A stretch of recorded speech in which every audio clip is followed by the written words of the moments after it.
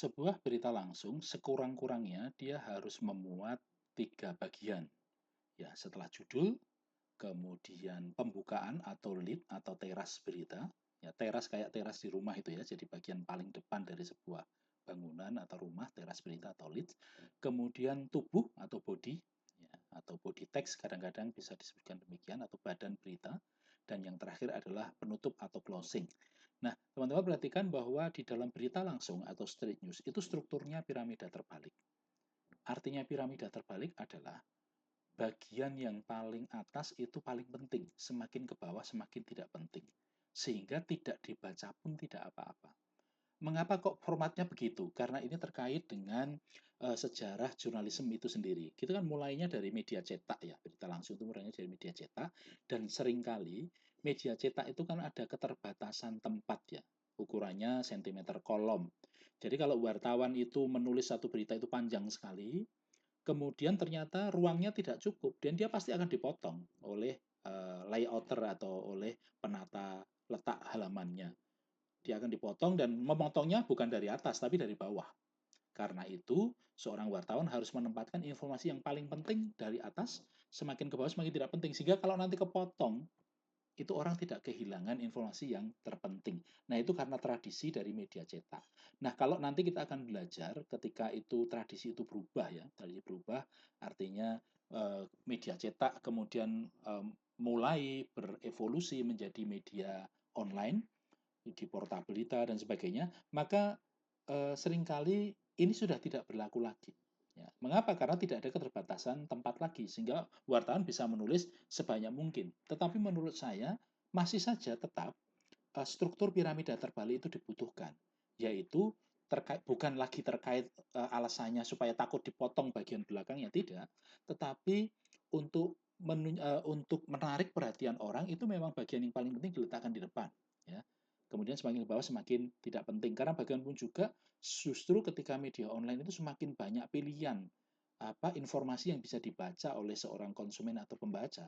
Sehingga dia kalau terlalu panjang juga dia tidak akan tertarik untuk membaca sampai selesai kecuali kalau berita itu memang sungguh-sungguh menarik bagi dia atau berkaitan langsung punya ada korelasi langsung dengan hidupnya atau kondisinya, bisa jadi dia akan membaca sampai habis. Tapi kalau tidak, dia akan pasti akan membaca bagian awal saja. Setelah itu skip. Apalagi sekarang kan saingannya juga semakin banyak. Ya, bukankah sekarang kalau orang membuka media online itu dia bisa jadi membuka beberapa jendela atau window sekaligus ya, sehingga dia akan melompat-lompat kemana-mana. Sehingga tetap menurut saya struktur ini tetap diperlukan, terutama pada judul dan alinea pertama supaya mengikat orang, menarik orang untuk membaca lebih lanjut, dan yang paling penting adalah supaya orang bisa menangkap inti dari laporan peristiwa atau inti dari berita itu dengan melihat pada bagian yang paling awal. Nah, kita lihat strukturnya seperti ini, judul, kemudian lead atau teras berita, kemudian body atau batang tubuh berita, dan akhirnya penutup. Kita akan lihat satu persatu. Yang pertama adalah judul berita. Judul berita berupa kalimat yang singkat namun menggambarkan dengan jelas isi berita. Sehingga pembaca dapat memahami peristiwa yang diberitakan hanya dengan membaca judulnya saja. Jadi teman-teman berbeda dengan puisi ya atau karya sastra yang lainnya atau mungkin teks lagu, syair lagu gitu ya. Jadi judul berita itu harus jelas, jangan menimbulkan teka-teki, ya, jangan membuat orang bingung. Ini maksudnya apa? Tapi dari membaca satu kalimat judul, orang sudah tahu ini intinya apa. Ya. Gunung Merapi meletus. Sudah, ya. Orang sudah membaca 3 kata itu saja, orang sudah tahu, oh isi beritanya adalah berita tentang peristiwa meletusnya Gunung Merapi. Misalnya begitu. Ya. Jadi jangan memakai kata-kata mutiara atau judul-judul yang itu bisa ambigu ya. Ambigu itu artinya tidak jelas maknanya, bisa membuat orang salah tafsir. Tetapi apa adanya. Ya. Kemudian bagian yang kedua itu disebut sebagai lead atau teras berita. Ini adalah alinea atau paragraf pertama dari berita, berisi fakta-fakta penting dari peristiwa yang diberitakan, ya, dan merupakan rangkuman atau intisari berita. Nah, usahakan lead ini sudah mengandung semua unsur 5W1H. Ya. Namun apabila tidak semua unsur 5W1H itu dapat dimuat di dalam lead, maka unsur yang paling menonjol yang penting yang dimuat di sana. Ya. Jadi why dan how-nya bisa di tubuh berita. Tetapi what, who, when, where itu harus muncul di alinea pertama. Sehingga orang tahu, ingat berita langsung itu adalah laporan peristiwa yang baru saja terjadi. Kalau melaporkan peristiwa, yang penting adalah peristiwanya apa, yang terlibat siapa, di mana kejadiannya, dan kapan. Perkara mengapa itu terjadi, kemudian prosesnya bagaimana, itu adalah informasi lebih lanjut. Yang kalau orang tertarik, dia akan membaca lebih lanjut. Karena itu, kalau memungkinkan untuk memuat semua unsur 5W1H dalam alinea pertama atau lead berita, itu baik. Tetapi kalau tidak, karena mungkin jadi terlalu panjang, yang paling penting adalah 4W yang pertama. What, who, when, dan where. Sementara untuk why dan how itu bisa dijelaskan pada batang tubuh berita. Jadi ingat itu ya. Sehingga kalau Anda bisa, seorang jurnalis atau Anda bisa menulis judul berita dan lead teras atau teras berita ini dengan cara yang benar seperti itu, maka hanya dengan membaca kalimat judul dan alinea pertama orang sudah bisa tahu apa isi berita Anda. Tidak perlu membaca lebih lanjut. Sekali lagi, kecuali kalau seorang pembaca itu tertarik, maka dia akan baca sampai habis. Kalau tidak, biasanya dia akan cepat sekali. Baca judulnya, baca alinea pertama, kemudian skip. Bahkan kadang-kadang berita baca judulnya aja, kemudian dia tidak mau baca alinea pertama. Karena dia pikir, ini nggak tertarik. Saya nggak tertarik dengan itu. Saya misalnya ya, saya membaca surat kabar atau koran, saya ketika di bagian halaman ekonomi atau halaman olahraga, kadang-kadang hanya lihat judulnya aja. Kadang-kadang nggak sempat dilihat atau langsung dibalik, karena saya tidak tertarik dengan olahraga. Saya tidak berminat dengan misalnya berita ekonomi. Tetapi berita politik mungkin saya akan baca lebih detail. Dan seterusnya. Jadi tergantung dari kebutuhan atau minat pembaca atau kepentingan pembaca. Judul berita, lead berita. Ini adalah komponen yang paling penting dari berita langsung. Mengapa? Karena dengan membaca judul berita dan lead atau alinea pertama di berita, pembaca harus sudah tahu apa isi keseluruhan dari peristiwa yang akan dilaporkan dalam berita itu. Jadi ini yang paling penting yang diperhatikan oleh seorang jurnalis kalau dia ingin menulis berita langsung yang baik.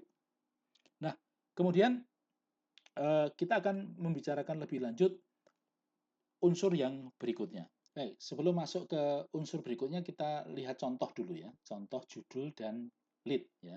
Judul itu adalah kalimat pertama atau judul berita, kemudian lead itu adalah kalimat atau alinea pertama dari sebuah berita langsung. Nah, ini saya ambil dari solopost.com beberapa waktu yang lalu ya, tahun 2013 contohnya. Ya, judul dari berita itu adalah Marching Band UNS juara 2 kompetisi internasional. Sudahlah, tidak usah membaca yang lainnya.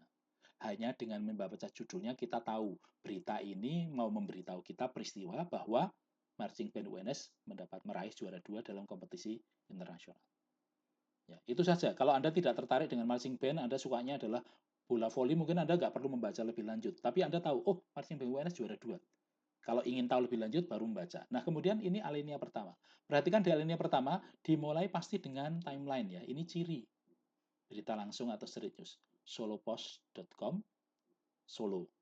Artinya, liputan itu dilakukan di Solo, tempatnya di Solo, dan medianya adalah Solo Post. Nah, style ini macam-macam. Setiap media akan punya gaya atau stylenya sendiri-sendiri. Tapi biasanya pasti ada yang di dalam kurung dan seterusnya. Tetapi silahkan, Anda nanti browsing, Anda lihat media-media yang lainnya. Ini gayanya solopost.com seperti ini. Ya. Kemudian ini, setelah itu kemudian alinea pertama, ini lead atau teras berita ya.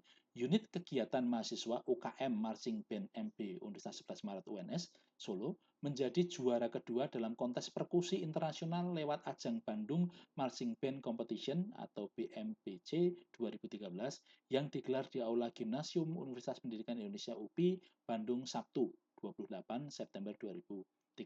Nah, Anda perhatikan, apakah semua unsur berita minimal ya, tadi di bagian awal kan minimal 4W yang pertama itu sudah terpenuhi. What? Apa what-nya? Apanya? Marching Band UNS juara 2 kan gitu ya, what-nya itu peristiwanya itu. Who? Siapa? Ya, Marching Band UNS siapa pelakunya ya. Di mana? Di Bandung ya, lewat acara apa BMBC. Nah, kemudian kapan? Hari Sabtu. Sehingga what, who, where, when itu sudah tercakup dalam ini. Orang tidak perlu membaca berita selanjutnya atau tulisan-tulisan berikutnya, asal dia sudah membaca bagian ini, maka dia sudah bisa memperoleh informasi tentang peristiwa yang dilaporkan. Kemudian perhatikan juga teman-teman pada format penulisan ini. Anda lihat bahwa apabila sebuah kepanjangan, ya unit kegiatan mahasiswa misalnya, untuk pertama kali disebut, maka dia harus disebut lengkap dulu. Ditulis lengkap, unit kegiatan mahasiswa, kemudian dalam kurung UKM. Nanti pada alinea-alinea berikutnya, Anda sudah bisa menggunakan kata istilah atau singkatan UKM. Ya. Tetapi untuk pertama kalinya, harus. Kita tidak boleh berasumsi, alah, mosok orang nggak tahu UKM itu singkatannya apa. Oh, lah UKM itu kan bisa usaha kecil dan menengah toh. Kepanjangannya kan bisa unit kegiatan mahasiswa, bisa usaha kecil dan menengah. Itu kan sama-sama singkatannya UKM atau University Kebangsaan Malaysia, kan singkatannya macam-macam. Karena itu perlu disebutkan kepanjangannya dulu dengan lengkap, diberi tanda kurung singkatannya, baru setelah itu pada alinea atau kalimat berikutnya kalau mau menggunakan itu lagi, kemudian bisa menggunakan singkatannya. Ya, Anda perhatikan UNS juga, marching band, ya, UP dan seterusnya. Nah, kemudian gayanya ya, gaya. Jadi ada beberapa media kalau Solo Post itu modelnya kan waktunya itu Sabtu dalam kurung 28/9/2013 gitu ya. Jadi 28 September 2013. Nah, kadang-kadang ada media itu yang tidak perlu menyebutkan tahunnya, cukup 289. 28 garis miring 9, artinya 28 September. Tahunnya kapan? Ya, wong namanya berita langsung itu berarti baru saja terjadi, pasti terjadinya pada saat itu juga atau pada tahun yang sama. Ya, jadi tetapi minimal disebutkan tanggal dan bulannya. Kalau tahunnya ada yang menyebutkan, ada yang tidak. Kalau modelnya solopost.com itu menyebutkan. Nah, kita lihat ini contoh dari judul. Dengan membaca judul dan lead berita, kita tahu peristiwa apa yang ingin dilaporkan. Ya, yaitu Marching Band UNS juara dunia kompetisi internasional. Siapa, apa peristiwanya, di mana peristiwa itu terjadi, dan kapan itu terjadi sudah lengkap muncul di judul dan lead atau teras berita. Why dan how-nya itu akan dituliskan lebih lanjut di bagian tubuh berita yang akan kita lihat berikutnya. Nah, kemudian tubuh berita. Tubuh berita merupakan beberapa alinea yang menjelaskan atau menguraikan apa yang sudah ditulis dalam lead secara lebih lengkap. Ya. Tadi kan di lead dan judul dan lead kan sebenarnya sudah selesai ceritanya. Ya. Tetapi unsur why dan how, yaitu eksplorasi atau elaborasi lebih lanjut, informasi yang lebih lengkap tentang peristiwa itu, baru dicantumkan dalam tubuh berita. Nah, di dalam tubuh berita ini juga perlu dicantumkan pernyataan, statement dari para sumber berita, orang-orang yang diwawancarai, ya, baik berupa kutipan langsung maupun kutipan tidak langsung. Ya. Nah, sebisa mungkin seorang wartawan itu melakukan wawancara, ya, jangan hanya berdasarkan dokumen atau berdasarkan observasi saja. Ya. Semakin banyak wawancara akan semakin baik karena wartawan bisa melakukan cross check. Ya. Nah, kemudian setelah batang tubuh atau tubuh berita, kemudian bagian akhir adalah penutup, merupakan akhir berita, tapi bukan kesimpulan ya. Karena ini kan melaporkan peristiwa. Wartawan itu tidak boleh menyimpulkan. Ya, kesimpulannya Marching Band UNS ternyata paling OY, tidak bisa begitu. Itu berarti sudah beropini atau berpendapat. Tidak, yang disebut penutup itu bukan kesimpulan, tetapi fakta-fakta tambahan yang tidak terlalu penting. Sehingga kalau tadi ya, ruang berita tidak cukup, bisa dihilangkan atau dihapus, atau kata-kata penutup saja. Jadi tidak boleh menyimpulkan, karena kesimpulan itu sudah memasukkan opini seorang jurnalis. Jadi ini. Nah, kita lihat sekarang contoh seperti apa batang tubuhnya. Ini saya tidak mengambil semua batang tubuh dari berita yang jadi contoh, tapi hanya saya mengambil dua alinea, itu pun tidak lengkap ya. Baik, alinea berikutnya. Mengusung tema Jawa Mabahu Masa, kearifan lokal budaya Jawa ditampilkan kelompok yang terdiri dari 24 orang ini. Dan seterusnya, dan seterusnya, dan seterusnya. Ya. Ketua UKM, Anda perhatikan tadi ya, UKM kan di depan sudah disebutkan kepanjangannya, sekarang bisa disingkat UKM. Ya. UNS, Universitas 11 Maret, tidak lagi ditulis panjang, tetapi dengan singkatan saja. Ketua UKM Marching Band UNS, Dio Surya Bramadya, mengatakan, masing-masing komposisi musik, ini kan bicara soal how-nya ya. Komposisi ini menggambarkan keragaman budaya Jawa. Kemudian ada kutipan, ya. Jadi usahakan ada kutipan langsung. Kutipan langsung kalimat yang penting dari sumber berita yang Anda wawancarai. Ya. Kalau itu kutipan langsung, beri tanda kutip buka dan tanda kutip tutup. Kalau di dalam contoh ini, pada adicara buka dan pungkasan, kami akan menampilkan musik yang menggambarkan kelembutan sekaligus ketegasan budaya Jawa. Terang Dio ketika berbincang dengan Espos ya. Espos itu solopos.com, Minggu 299. Ya, Anda lihat itu sudah disingkat, tidak menyebutkan tidak menyebutkan eh, tahunnya ya, tahunnya. Anda perhatikan, peristiwanya terjadi tanggal 28. Anda ingat ya. Ya, Anda mungkin bertanya, "Loh Pak, ini kan kejadiannya katanya di Bandung. Tetapi kok tadi di bagian lead beritanya kok Solo Pos?" Iya, kejadiannya di Bandung, tetapi wartawan itu liputannya di Solo karena dia wawancaranya itu tanggal 29. Wawancara dengan pemimpin UKM Marching Band UNS itu. Jadi dia tidak, wartawannya nggak pergi ke Bandung nih. Kalau dia pergi ke Bandung meliput langsung, maka timeline-nya tulisannya adalah solopos.com Bandung. Tapi karena dia di Solo, peristiwa sudah terjadi di kota Bandung, tanggal 28, tanggal 29 dia ketemu dengan Mas Dio ini sebagai ketua UKM-nya, maka dia ditulis kapan dia melakukan wawancara. Terang Dio ketika berbincang dengan Espos. Anda lihat yang pertama adalah pertama kali disebut Dio Surya Bramadya itu namanya ditulis lengkap. Setelah itu, kalau mau menyebutkan dia lagi, tidak perlu ditulis lengkap lagi. Cukup nama panggilannya atau nama pertamanya yang paling awal ya, nama depannya yang digunakan. Kemudian ada kata berbincang. Apa artinya berbincang? Berarti dia pasti wawancaranya langsung. Ketemu langsung, pasti ketemu langsung ini karena katanya berbincang. Seorang wartawan harus jujur ya kalau dia melakukan wawancara. Apakah dia wawancaranya itu ketemu langsung? Apakah wawancaranya itu lewat telepon atau lewat SMS dan sebagainya? Anda sebagai jurnalis harus jujur mengatakan bagaimana cara informasi itu didapat. Jadi misalnya, terang Dio dalam pesan pendek yang dikirimkan kepada Espos. Berarti dia wawancaranya pakai SMS. Ya.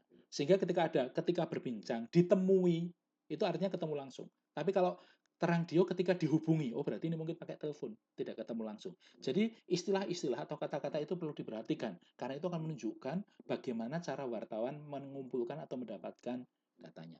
Nah, Anda lihat, ini contoh dari lead, kemudian tubuh berita. Jadi tubuh berita akan lebih lengkap ya, akan lebih lengkap daripada lead. Tetapi yang paling penting adalah judul dan lead. Ketika orang membaca, sekali lagi orang membaca judul dan leadnya, maka dia sudah bisa mengetahui isi dari peristiwa yang dilaporkan tersebut.